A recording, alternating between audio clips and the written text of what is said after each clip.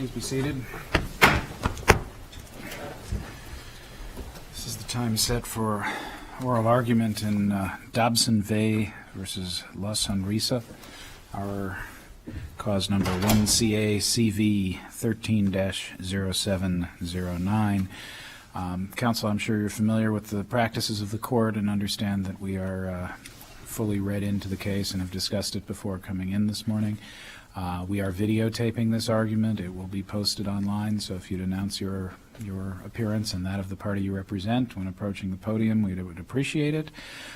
Each side has 20 minutes, and the appellant is free to reserve as much of its time as it would like for rebuttal, but you do that subject to watching your own clock. When the clock says 0, you're done.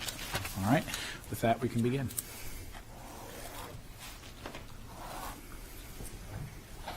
Thank you. Brian Pollack on behalf of the appellants.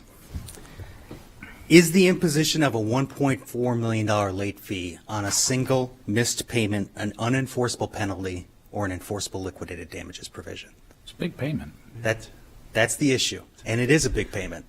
And it wasn't the only payment that has been charged based on that single missed payment.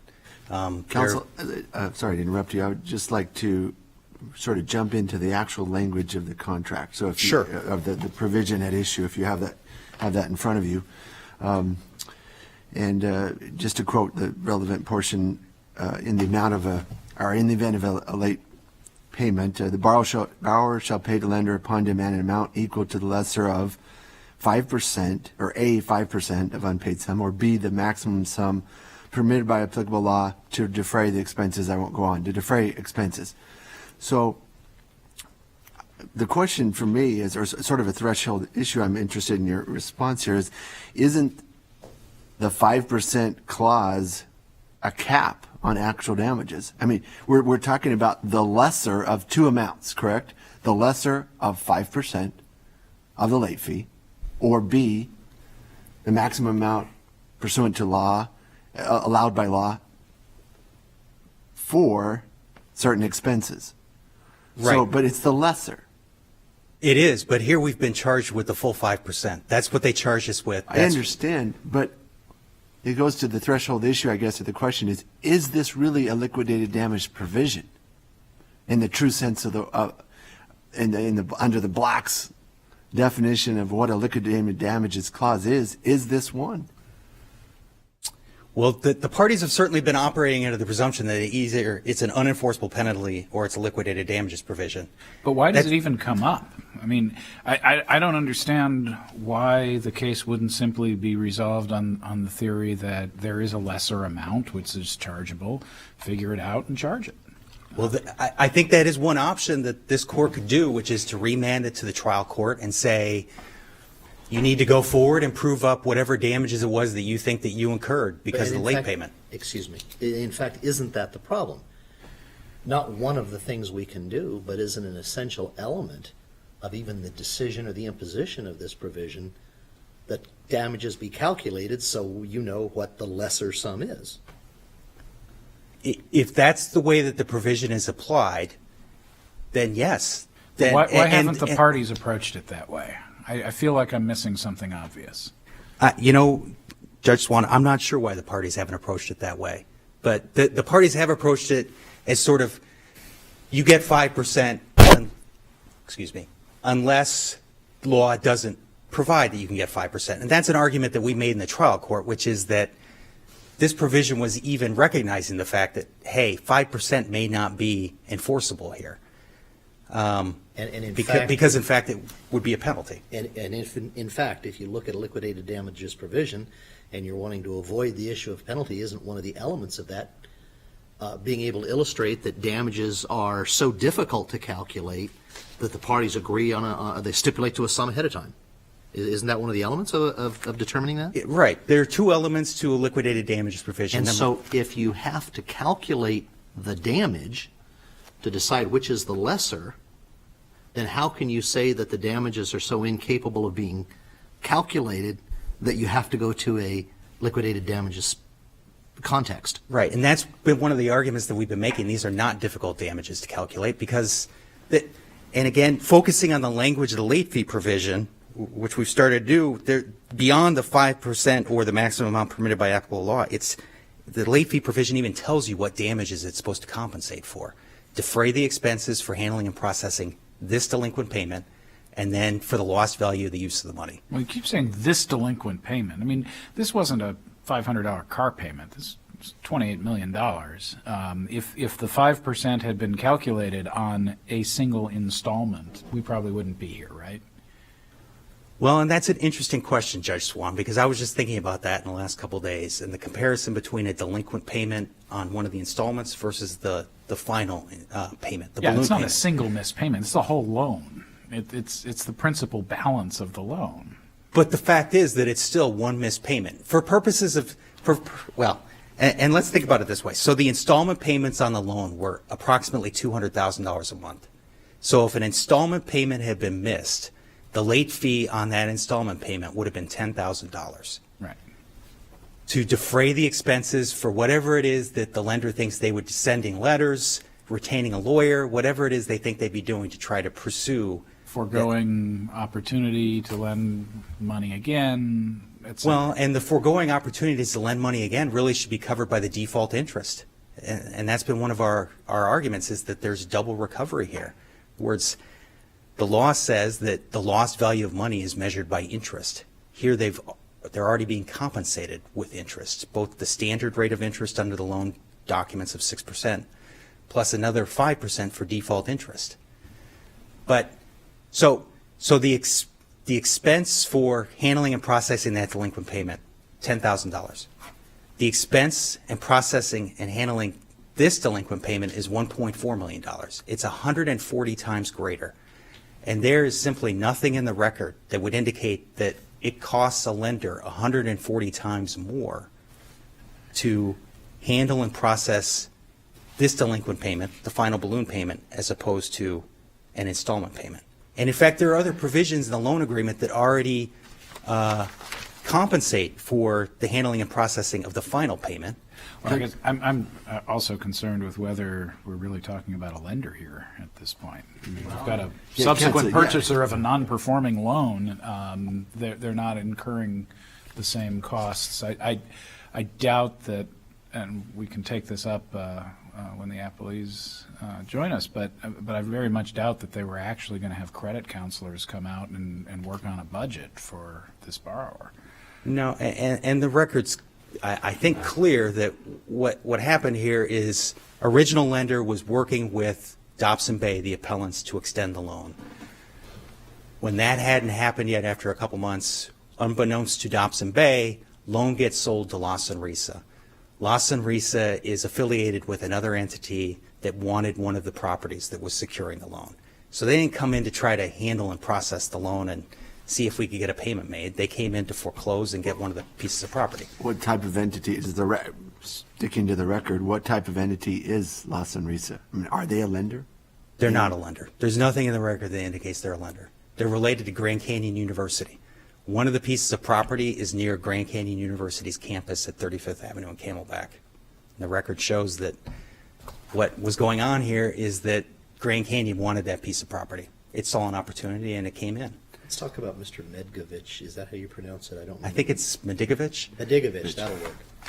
Mr. Medigovich got up and went through a fairly lengthy list of things that the $1.4 million would be anticipated to cover. Is that correct? He does. He purports to in a couple different declarations, which are in Appellee's appendix. And it seems to me like every one of the things he lists is a damage to the lender, potentially, but not to a subsequent purchaser of the note. True or not true? True, never any opinion that these will be damages that Lawson Risa would incur as a purchaser. So is Lawson Risa then claiming the right to claim damages on behalf of Canadian Imperial? I think that Lawson Risa's argument is that it bought the loan, so therefore it steps into the shoes of Canadian Imperial. But if the issue is whether or not these are a punitive damage or a liquidated sum to offset nearly impossible to calculate, you know the standard. How can Lawson Risa, if they don't have the damage, and I don't see how they collect for Canadian Imperial. How do they then claim the right to the 1.4? I think that probably the argument you'd hear from them is that when you're weighing the enforceability of a liquidated damages provision, you do it from the time of contract formation. You don't do it from the time of breach later on, where you sort of have hindsight 2020. Got any law for me on that? I believe that Rampello talks about the fact that you're supposed to look at it at the time of contract And formation. I agree with that, but does Rampello anticipate that this is going to be a subsequently purchased note where the person has no damage but has the right to collect $1.4 million regardless of whether or not they have a damage? No, and having read through the various Arizona cases that both parties cited to the court in their briefs, I didn't see a single case that dealt with an issue where you had another party coming in and claiming the damages of the So this original would party. certainly torture the notion the liquidated sum is anticipated to reduce to a number the amount of damage that the person trying to collect the damage has suffered, correct? I would think so. Thank you.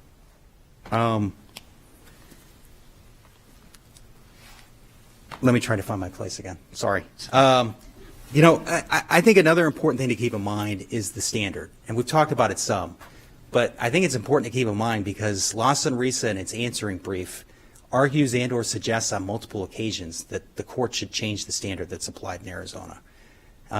So the standard in Arizona, right out of Pima Savings and Loan versus Rampello, is that an agreement made in advance of a breach is a penalty unless both of two conditions are met. First, the amount fixed in the contract must be a reasonable forecast of just compensation for the harm that is caused by any breach. And second, the harm that is caused must be one that is incapable or very difficult of accurate estimation. So there are a handful of times in their brief where Lawson Risa seems to be suggesting that the court should change that standard. For one, they argue that the appellants were sophisticated parties of equal bargaining power to Canadian Imperial.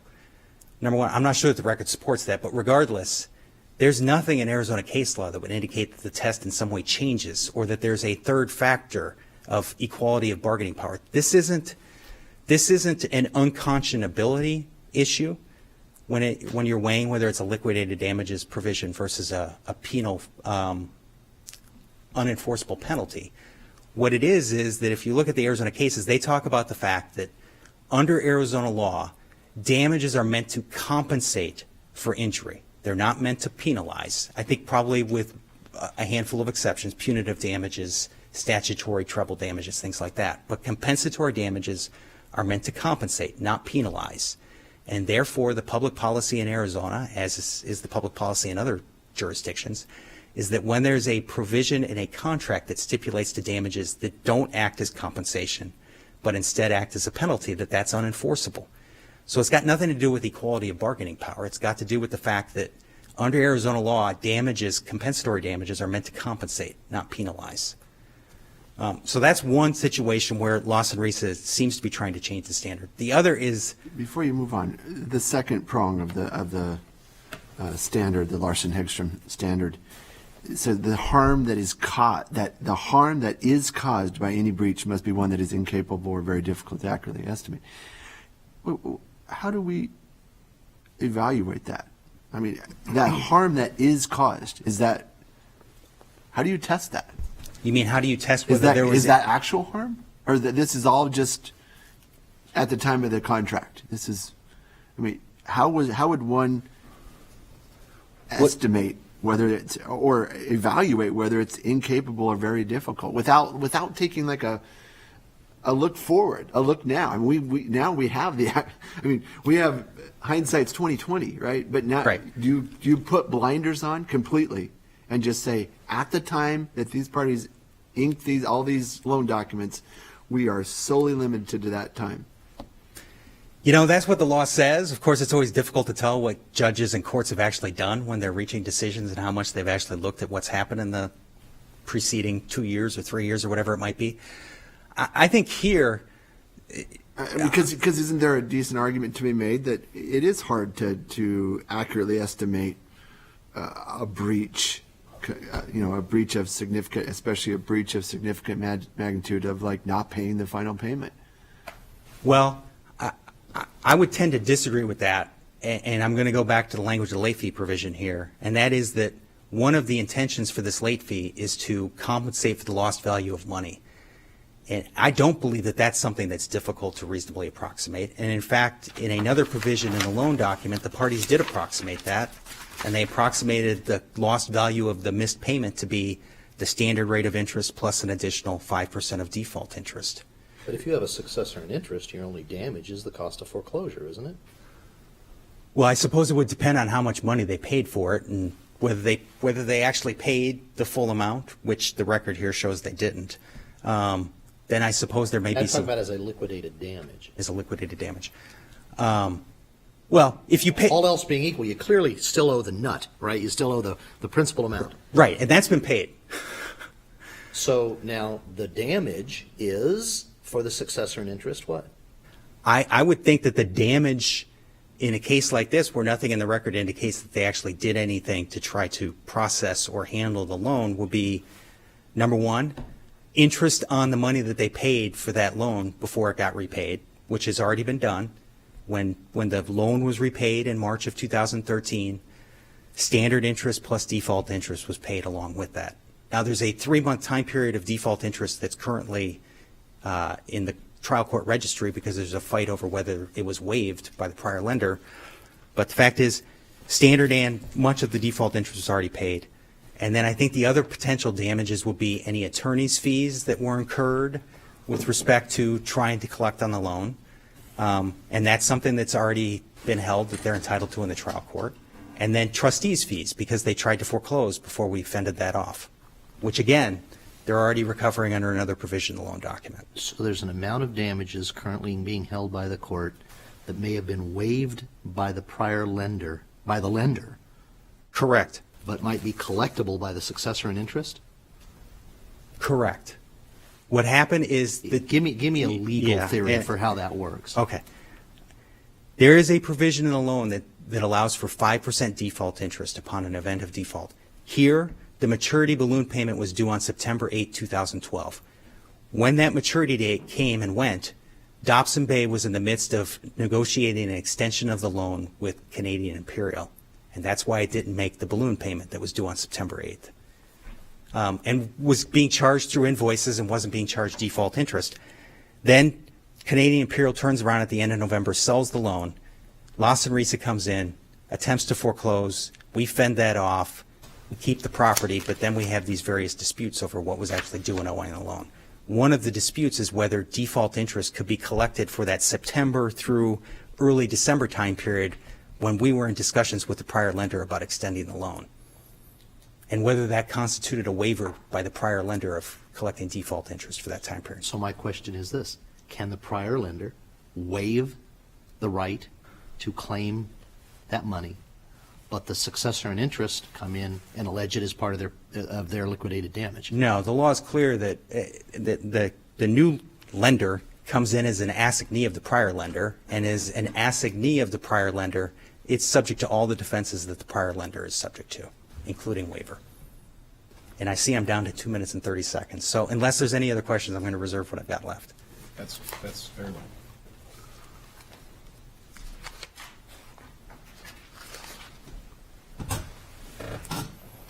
Good morning, Mark Hansen for Appellee Lawson Risa. I'd like to address briefly some of the points that the panel raised on Mr. Pollack's presentation. As it relates to the actual language of the late fee provision in the promissory note, the 5% isn't necessarily a cap. It could also be a floor where the lender is saying, and the borrowers are agreeing, that the 5% could be the minimum because it provides for the lesser of 5% or the maximum amount allowed by law. So it's not necessarily a cap. It could also be seen as a floor. That being said, It's ambiguous, you're saying. not necessarily, Your Honor, because That may be a plausible argument, but how do you deal with the fact that it's A and B are separated out and that the lesser of modifies both A and B? correct. The provision calls for the lesser of 5% of the unpaid amount or the maximum amount permitted by law. permitted by law, but then don't you have to go on to read the rest of that sentence? To defray the expenses incurred by lender in handling and processing, et cetera, et cetera, et cetera. What is, it seems like you just want to, perhaps, correct me if I'm wrong, but you just want to cut it off and say maximum amount permitted by law. I mean, there is no limit in Arizona, right? There is no limit set forth in statute, certainly, and the case law, and we do have quite a bit of case law in Arizona, varies between 5% or more. And in fact, we've got cases that we've cited from the Supreme Court of Arizona upholding more than 20%. Understood. But that second clause, the maximum amount permitted by law to defray the expenses incurred by lender. Correct. Those expenses. I guess what's the purpose of that clause? It's to make sure that the lender is protected. Yeah, but what does it mean? I mean, I guess it could mean one of two things, and you're probably right that the 5% is more of a floor than a cap. But B, the maximum amount permitted by law, could mean actual damages subject to some legal cap. Or it could mean some theoretical amount permitted by applicable law that's never defined, and to apply this clause, we don't even have to determine the actual damages. We just look for some legal limit, can't find it, and so we go to 5%. Is that your theory? Yes, Your Honor. And with respect to the late fee itself and actual damages, the court has asked some questions about actual damages and a calculation of actual damages. If you take a look at the totem case, the totem case specifically holds that when you're dealing with a provision such as this, that you're not required to show actual damages because that would completely demolish the very purpose But if of it's easy to liquidated do, damages. then you're not allowed to have a liquidated damages clause. Correct. And in this case, Your Honor, it's not easy for us to do, just like it wouldn't be easy for CIBC to do because How we're much dealing easier with. could it get? I mean, you're not even representing the lender. You're just representing a purchaser of a discounted note. How difficult is the damage calculation here? It is difficult, Your Honor, because we have to calculate it on behalf of CIBC. That the money's not going to CIBC, but we purchased the note from CIBC. We specifically took an assignment of all of CIBC's rights under the note, including its entitlement to receive all the monies due under the note, which includes the late fee and default interest. Which is not based on any actual damages on your client's part. It's an entirely theoretical number that represents sort of a windfall that you were hoping to get, right? No, Your Honor. It doesn't represent a windfall, nor does it represent no damages whatsoever. There would be damages for mostly CIBC that we purchased those rights from CIBC on, and then post-purchase there would be damages for Lawson Risa as well. Those wouldn't be as great as CIBC's damages, but again, we obtained CIBC's damages as part of the assignment. Yeah, but you paid a discount. You received a discount for CIBC's damages. Your Honor, the discount received was pennies on the dollar. We're not talking about a substantial discount. And the language of the assignments is clear. 5% is pennies on the dollar. It is, Your Honor. That's pretty substantial, though, in this case, right? In this case, yes, because they did default on the whole enchilada. How much of a discount did Lawson Risa receive? I'm not sure if it's in the record before the court. Lawson Risa paid $27 million and change. So we're talking about a discount of substantially less than 10%.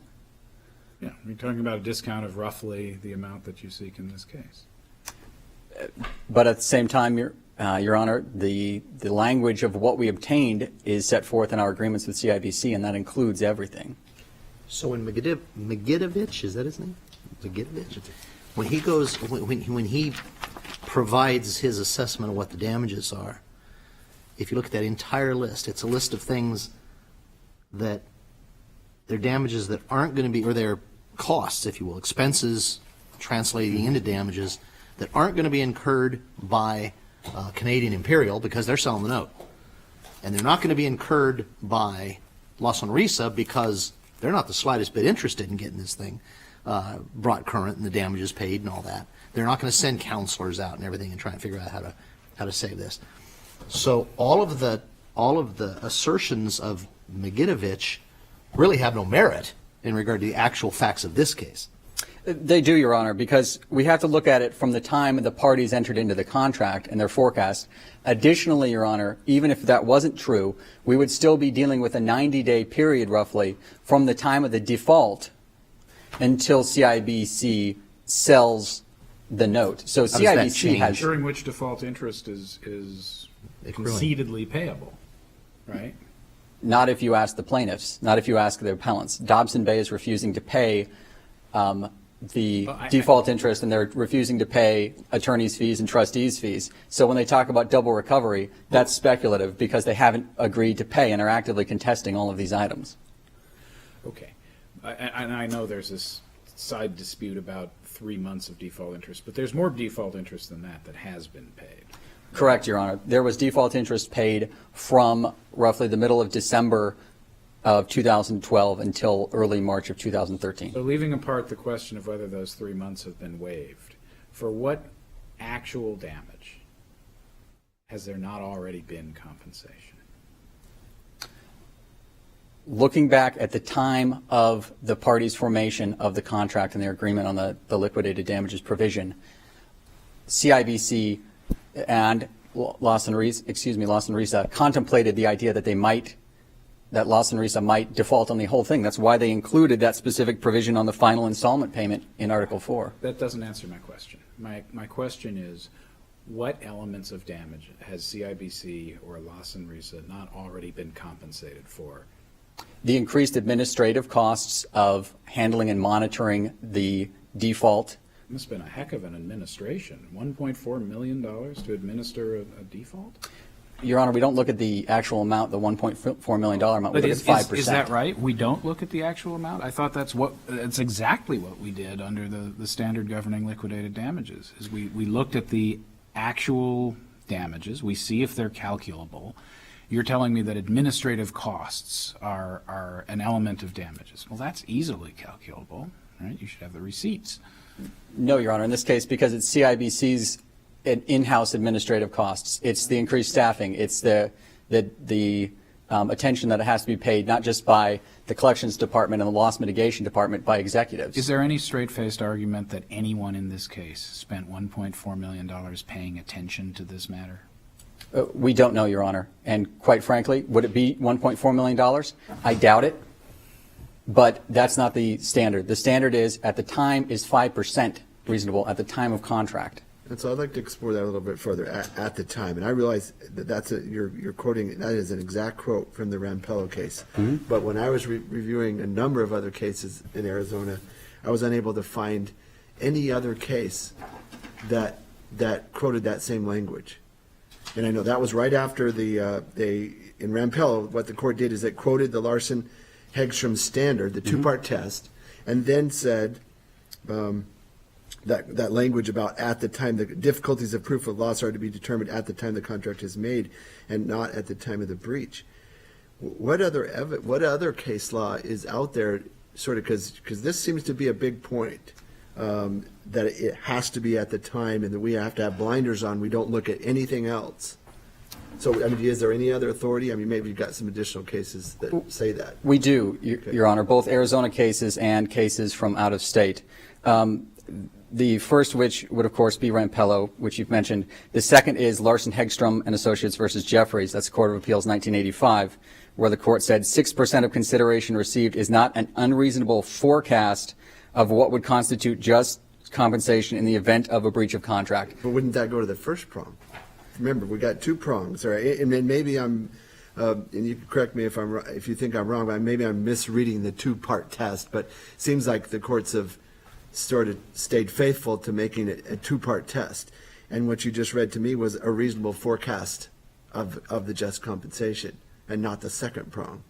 Correct, Your Honor, but the point that the Court of Appeals is trying to get at is that you take a look at it, just like the court said in Rampello, you take a look at it from the time of the party's contract.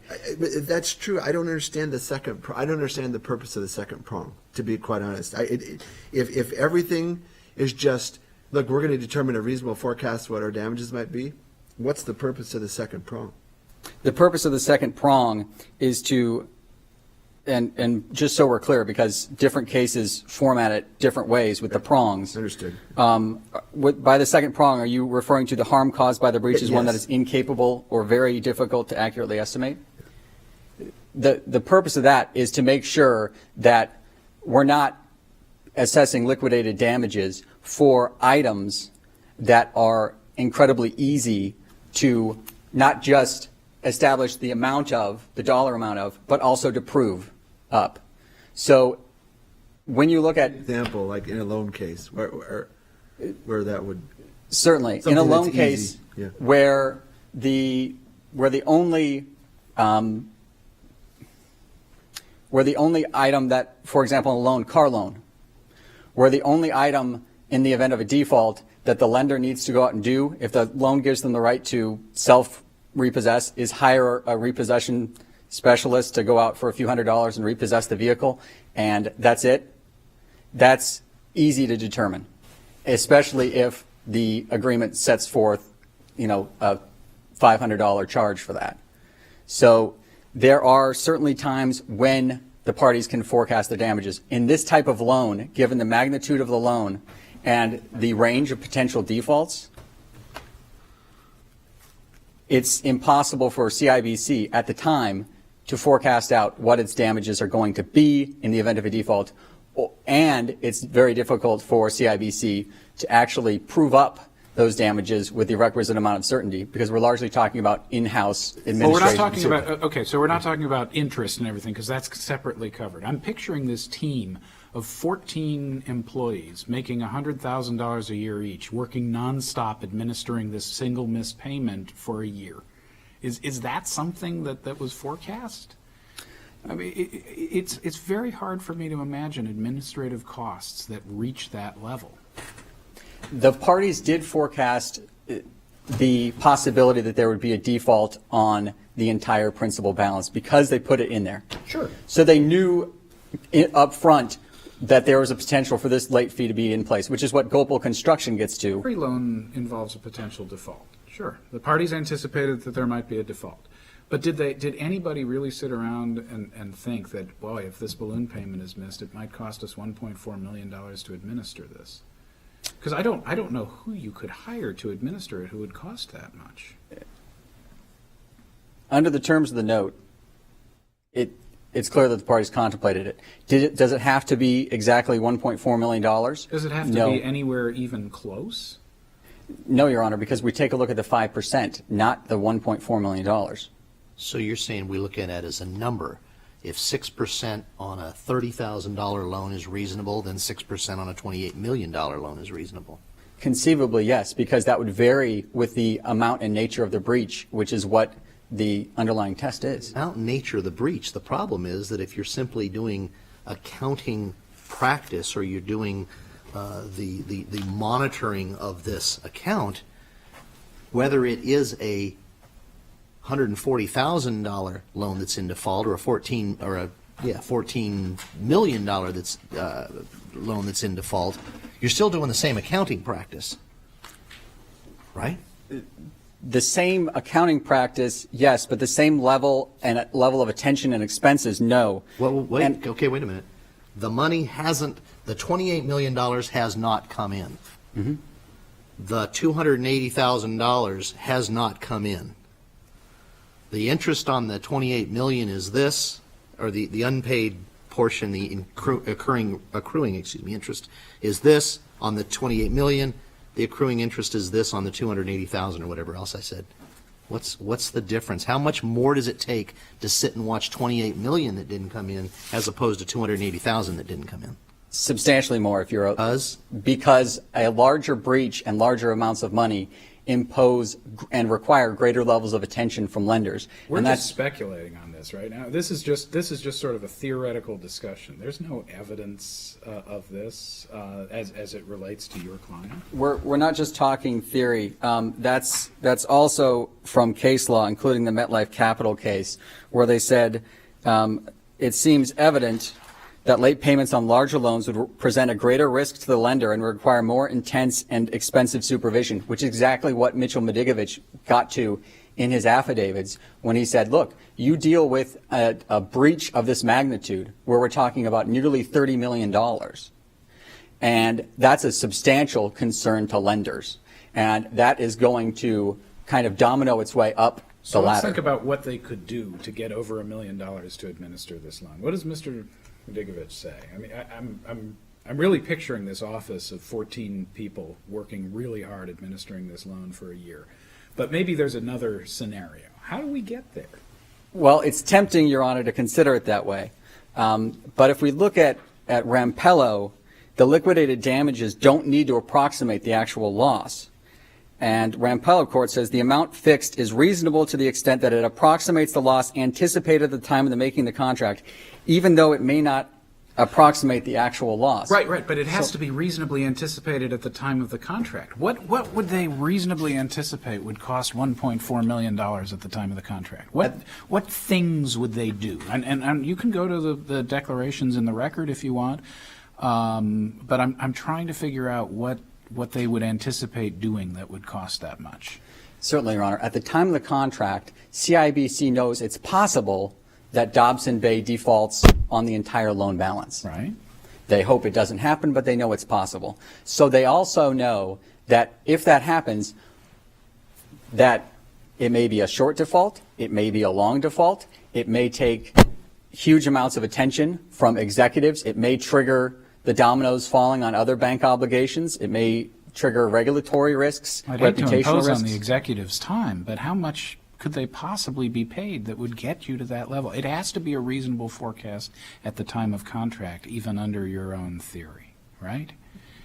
Correct, Your Honor, it does. And so I'm still trying to figure out. You could devote a full-time, high-level CPA to administering this loan and build them a really nice office building in which to administer the loan for less than this forecast amount. So I'm really trying to get to where in the record this could have been a reasonable forecast at any time. If you look at the affidavits or the declarations provided by Mitchell Medigovich, he digs into what it requires of a lender like CIBC to manage a default of this magnitude.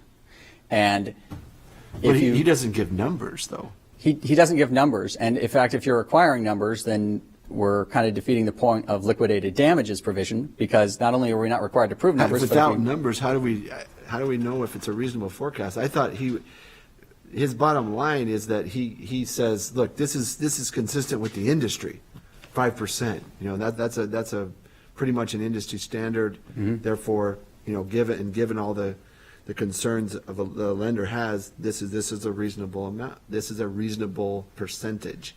But how do you determine that's a reasonable forecast of actual damages? well, you take a look at the circumstances and the party's knowledge at the time, and you also can take a look at what other Arizona and other cases say as to what a reasonable forecast of damages for a lender or other party in a commercial transaction are. And we haven't seen any cases that say on this test, outside of bankruptcy or an acceleration, on which the two cases in Market Center and in LaSalle turned on, that say 5% is unreasonable. In fact, courts have uniformly held that 5% is reasonable, and when they get a liquidated damages provision that calls for more than 5%, some of them knock it down to a reasonable rate of 5%. We've seen, and we've shown the court, cases where the amount, both in terms of the percentage and the ultimate amount, is far more than 5% and is far more than $1.3 million. And those are reasonable. We're dealing with a huge loan here and a complete default on that loan. If the borrowers didn't think that 5% was reasonable on the entire amount, they could have negotiated that out, just like they negotiated out on their refinancing. We're out of time. Thank you.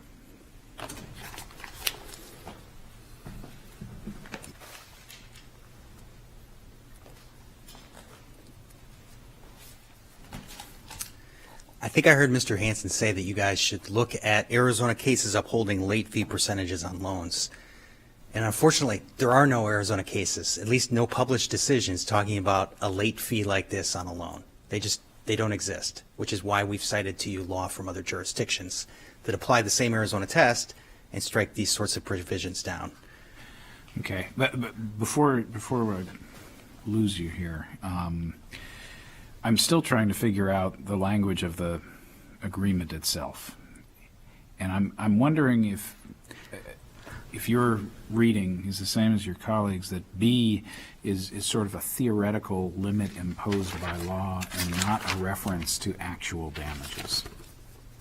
I would disagree with that, and we've made that clear throughout our briefing. You think B is a measure of actual damages? Correct. And what it is, the two categories of damages that we need to be looking at in determining whether this provision is enforceable or not, which is lost value of the... I'm sorry. Why put the maximum amount permitted by applicable law in there if it means actual damages? There's no limit on actual damages under the law ever. Is there? Maybe well, if it you're depends in a on court what of you mean limited by a limit. jurisdiction. In other words, do we have caps on damages in Arizona? We don't. Not on actual that damages. No. So But- why would this refer to actual damages and include that language that seems to refer to no law? I can only speculate as to why it was put in there. I can tell you that the identical provision, you can find it in the Market Center case, the bankruptcy case out of New Almost Mexico. identical. It doesn't have A and B, which is interesting. The punctuation is different. Okay, the language is the same, but the punctuation, Punctuation maybe is different. And that could be, depending on your view, that could be significant because of the modification language about the expenses. I mean, here you have it broken up into A and B. Well, and going back to the question, we don't have any caps, but the fact is that the maximum amount permitted by law and case law is what is necessary to compensate the party for their damages, which from everything I've heard today, we've got no evidence that anything close to $1.4 million was incurred in the way of damages by either Lawson Risa or Canadian Imperial. Are you saying that the only way then to interpret the maximum amount permitted by applicable law is to determine the actual amount of damage sustained or suffered?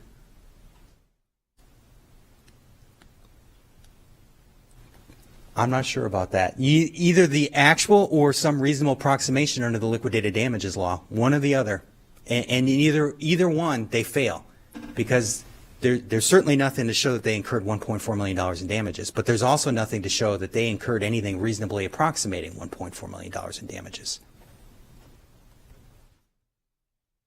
Well, it goes on to say to defray the expenses incurred by lender in handling and processing such delinquent payment, and to compensate lender for the loss of the use of such delinquent payment. So that seems to set out a standard or a paradigm program, something by which to determine that sum, isn't it? The limits of what that sum can Correct. include? I think that you need to focus on that language, whether it's focusing on that language to see whether they've proven $1.4 million in actual damages or focusing on that language to see whether they've shown a reasonable approximation of $1.4 million.